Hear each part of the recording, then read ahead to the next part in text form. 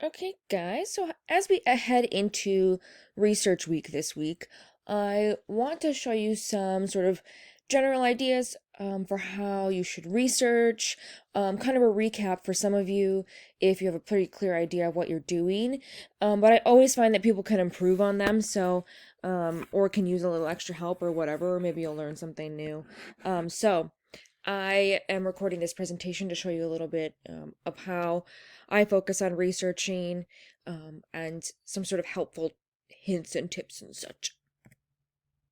So, why is researching important? Um, it's about building knowledge and learning new ideas, discerning between what is fact and what is fiction, and aids with critical thinking. Really, when you are looking at a topic, you want to critically think about what you want to say. What is important about the artist you're researching? What ways can you engage in a dialogue that hasn't been discussed before? And as you go through scholarly sources and sort of read them, you'll start to figure out sort of what there is about your artist, or what there isn't. And so that should help you in developing your thesis statement, or sort of developing where you think your niche is that you can say about the artist that hasn't been said before, etc. So building a thesis statement, it doesn't have to be crazy and brand new, but even bringing forward together like these three ideas are why this artist is this. And then you can prove it through your scholarly sources and in-text citations. Researching is really important today, obviously, because of the sort of fake news market and media that's existing today. And so, as researchers, as art historians, as people who can critically think for themselves, you have to think about what kind of types of mis and disinformation are out there. And as sort of scholars, I would say you're all scholars as you research here, to think about what's true and isn't true and how to sort of think and prove those things through reliable source information, because there is a lot of spread of mis and disinformation online, on social media.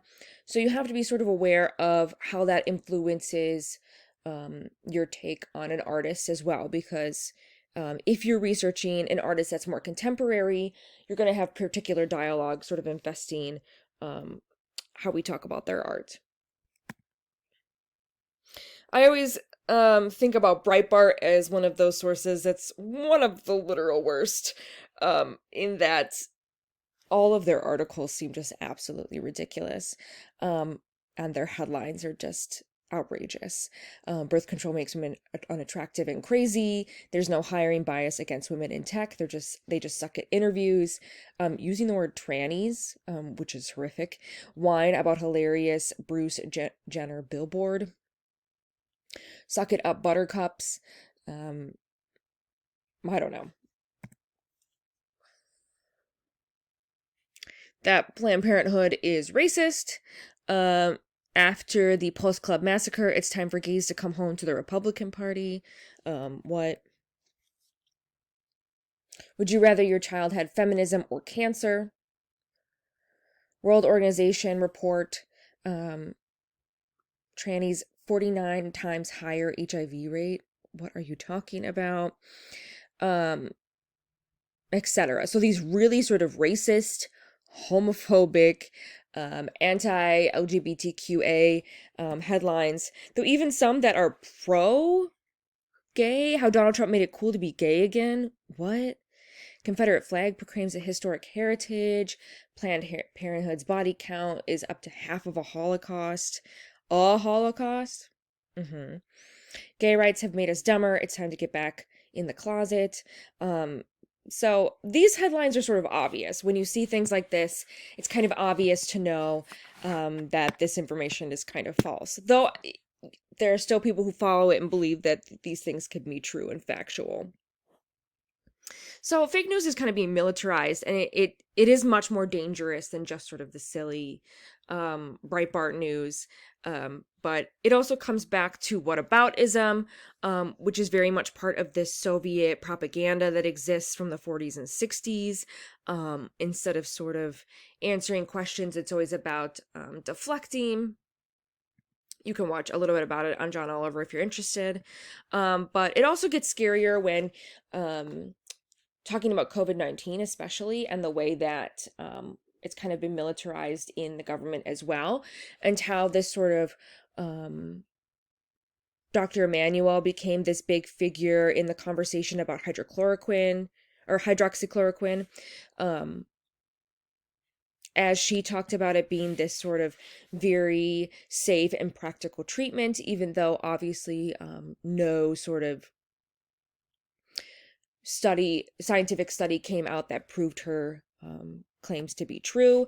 And so when you go through these things, you have to be able to have a discerning eye, right? Obviously, things like this aren't true, but how dangerous is it? Well, obvious to me, I suppose, but it can be not as obvious to other people, or maybe people feel like types of news are being left out of the media, and you start living in these conspiracy theories, right? But then you also have this woman claiming that demons cause cysts, infertility, and impotence by sexually molesting people in their sleep. They turn into a woman, then sleep with the man and collect his sperm. Then they turn into the man, they sleep with the man and deposit the sperm and reproduce more of themselves. So it's all about using a discerning eye to sort of look at these ideas and information. As a scientific community, they have their own way of sort of investigating these types of claims through research, and we have the ability to do that as well in art history and other fields as well. Oh, she also claimed that alien DNA was being used in medical treatments. But of course, you have people like Dr. Fauci, who's the head of, what does he study? Infectious diseases. So just be aware of sort of this type of research, investigation. I spend a lot of time sort of researching and thinking about a lot of these issues because it's important to know what's the truth and what isn't the truth in today's society, right? And what is important and what is fact. So this isn't about ripping on Donald Trump, but instead thinking about this kind of dialogue of truth or purposeful misinformation, and the way that it can be used in sort of racist dialogues as well. Antifa sort of being excused as the culprit of Black Lives Matter violence, and excusing sort of violence against the elderly, such as the Buffalo protester who was pushed to the ground, even though the FBI director, who was hired by Trump, says it's an ideology. So it's about thinking through these ideas and trying to figure out how to sort of make educated opinions and ideas about these, what's going on in the world right now in particular. Things that are slightly more nefarious, less nefarious, that is, not more nefarious. I see a lot of memes that just like kind of tout misinformation, and like maybe that doesn't really matter to you guys as you post things, and it's not really the point. But this meme that I've seen go around, or I guess sort of quote block, whatever you want to call them, well-behaved women rarely make history, by Eleanor Roosevelt. Also cited as being by Marilyn Monroe, when in fact it's by, through simple Googling, you can find that it's by a Laurel Thatcher Ulrich. So remember that this information is easy to find. It's just about sort of putting that effort out there, which can be hard, I know, when you have other things to do, but just sort of realizing that whatever you see doesn't necessarily mean it's true. For example, Eleanor Roosevelt nor Marilyn Monroe never ever said this. And some people do cite it correctly. There are others like this one that went around, President Obama's portrait, that this is, we can flood the internet with this picture. I don't even know what this picture is because it's edited so weirdly, and I can't find like a good image of it that's not kind of blurred up. But the official portrait for Obama has not been created yet. It hasn't been painted, according to the White House Historical Society. So we only have the sort of two main ones, right? Which is the one by Kehinde Wiley and the sort of official White House photograph that's on their website. So this image, when you go to sort of protest, right, this, and you spread this image, it's actually not factual. So when we are looking for sources and scholarly sources for your research assignment, think about sort of peer-reviewed articles that are written by reputable authors, books, journal articles, magazine articles, chapters from books, etc. They can be primary or secondary sources, depending on what artists you have. It might matter whether or not you have primary versus secondary sources, primary being original firsthand accounts of events or time periods written or made during that same time period, original letters, surveys, samplings, focus groups, interviews, government hearings, versus secondary, which are ones that interpret primary sources and sort of investigate some of these ideas. So most sources will be secondary. But I'm going to be using Van Gogh as an example. Van Gogh has letters that he wrote to his brother Theo. Those would be considered primary sources, as they are by Van Gogh during the time that he was living, versus an article about Van Gogh from 2004 is a secondary source. When choosing an artist or work of art, try not to choose someone that is hard to research. If this sort of blocks you from getting to the ideas and thoughts you really want to work on, don't do this to yourself. I encourage you to try to do something like that. I don't think it's a bad thing. I just think that if you are overwhelmed by research in general and trying to investigate someone, don't pick someone that has nothing written about them, which is because that's going to be a roadblock in you writing about them. If you want a challenge, do it, but otherwise, Google the artists and think about them and really what information is out there before doing it, or before choosing them. If you want a challenge, contemplate the types of articles and ideas you can use that you find in scholarly sources to analyze your artist's work or idea. So if you want to investigate an artist that isn't that written about, you can use sources about the artistic period that they're working in, about other artists around the same time. So you can use things to build an argument about them. It's just sort of a harder way to create a research paper. And that's good. It encourages critical thinking. But if you're not ready for that, don't push yourself to do it necessarily. How do you find sources? So there are lots of different ways for you to find sources that are sort of good and valuable to you. MyAd resources and databases are the way you're sort of going to get access to some of these journal articles and information that you don't have to pay for. So let's say that we're going to go and look at Vincent van Gogh here. So obviously, if you're not on campus, you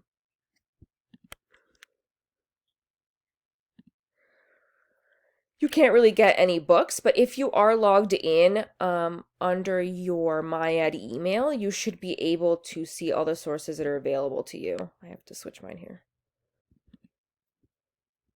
So you should be able to go to any of these databases that are valuable to you. So obviously Artful Text, EBSCOhost, ProQuest are all good sources for you. There's Bloomsbury Design Library, Oxford Art Online. This one's great. Let's see if it'll let me go in here. Should. Which is called Grove Art Online as well now. You can get general information. So instead of citing something like Encyclopedia Britannica to get kind of general information about an artist, instead go to Oxford Art Online and cite that information, because that is going to be much more sort of scholarly researched and important, and it's going to have tons of information for you to use, right? Like, this is insane. And also, these are going to have sources you can look up, right? So even being able to just use these sources to cite, or not to cite, but to use to look up more information about Van Gogh or what you want to read or research, that's sort of valuable to you as well. sorry, my cat's scratching my couch.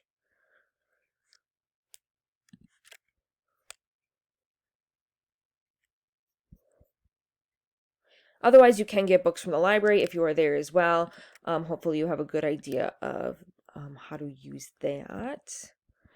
And I've listed the resources that are helpful to you. JSTOR is also free right now. You can't download any of the articles, but you can like read them on the site, which is a little weird, but bear with me here. But it is still helpful. So, oh, some of them you can.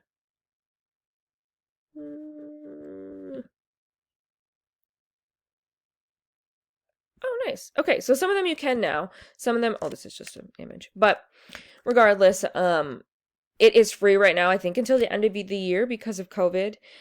So use that because JSTOR is super helpful. It's one of my favorite ones, honestly. I find it much more helpful than other ones.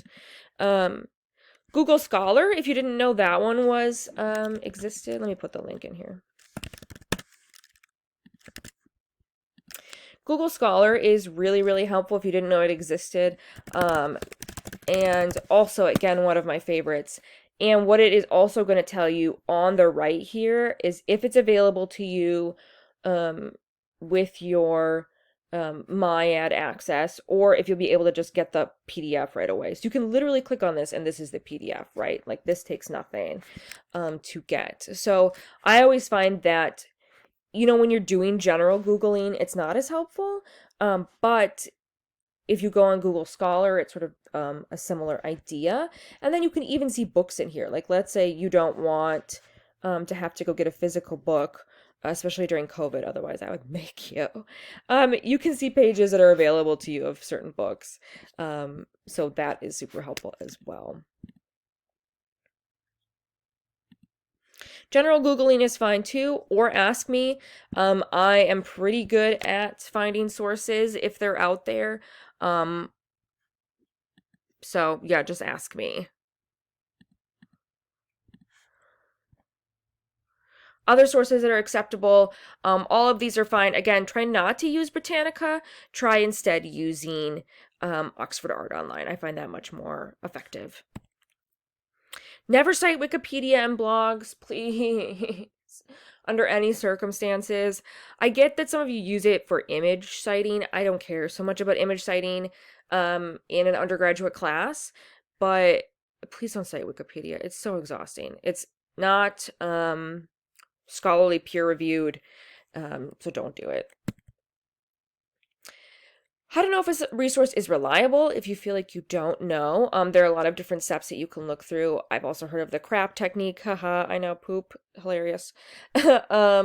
Looking to see if that information is reliable. So Googling the author, the ideas, see if other people are saying the same things, etc. These two sort of, well, they come in a lot of forms, but this website for artists, so they exist for a lot of artists now, and they're these like .org websites. And as far as I can tell today, they are not scholarly sources to use in your writing. So although they give you good, interesting information, and I don't mind you sort of using them to get like a grip on your artist, you can't cite them. So it doesn't really necessarily help you in that aspect. If anyone can actually find where these websites cite their sources,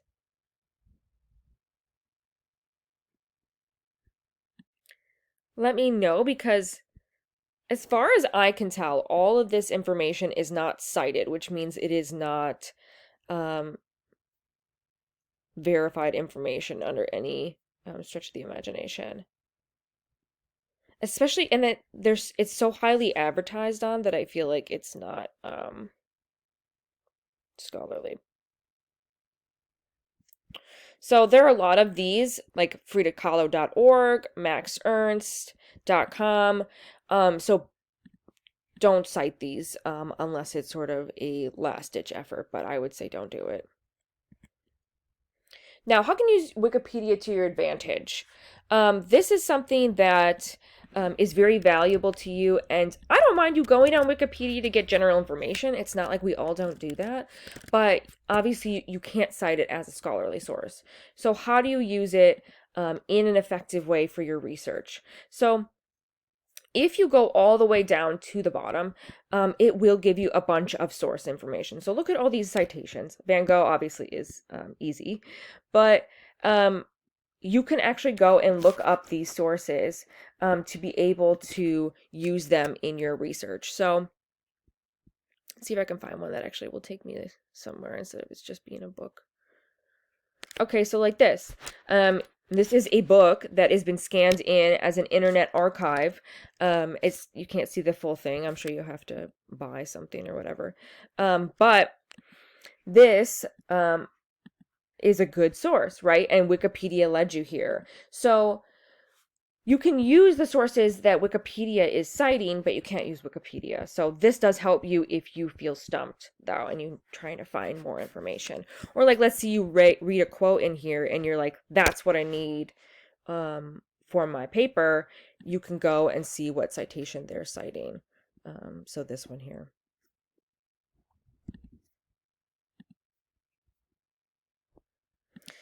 This is something super valuable that I even use today is, I already have it up, OWL at Purdue, which can help you with citations in citing things correctly. And you're going to be using the MLA guide. So this will tell you how to cite every single citation that you need to cite. So you can see style information, and also style guide, literally books, periodicals, electronic sources, other common sources. So this site is your lifeline to citing sources. Finally, the Moodle has a ton of research resources that I've made and put on here. So for example, I built this website. I built this PDF. I'm still working on it. I'm going to probably add more as I go and start reading responses and such from everyone. But this tells you how to build a research paper. So this is really the core of how to build a research paper if you don't feel clear about it. And even if you feel clear, maybe look at it again. Things that are big pet peeves to me that are grammatically incorrect. You need to capitalize proper nouns. You need to write in full paragraphs, which is a minimum of 4 sentences. You need to capitalize artistic movements. You have to refer to artists and authors by their last name. You're not friends, so do not call them by their first names. If you have someone like Leonardo da Vinci, he's an exception to the rule. You call him Leonardo because da Vinci is where he's from. So just think about these things as well. And that'll help you build the research paper if you feel sort of lost. I also have sort of those finding sources and in-text citations, which I talked about. And then how to have a citation in text correctly. I showed you how to do a figure page. So I asked you to do this for your final paper, just putting sort of figure images, and when you refer to these images, to refer to them as figure 1, figure 2, so that I know what you're talking about. Oh, one more. Oops. And then I gave you a sample bibliography / works cited. So this is how your works cited should look. So with everything in alphabetical order, first line not indented, second and every line after in a hanging indent.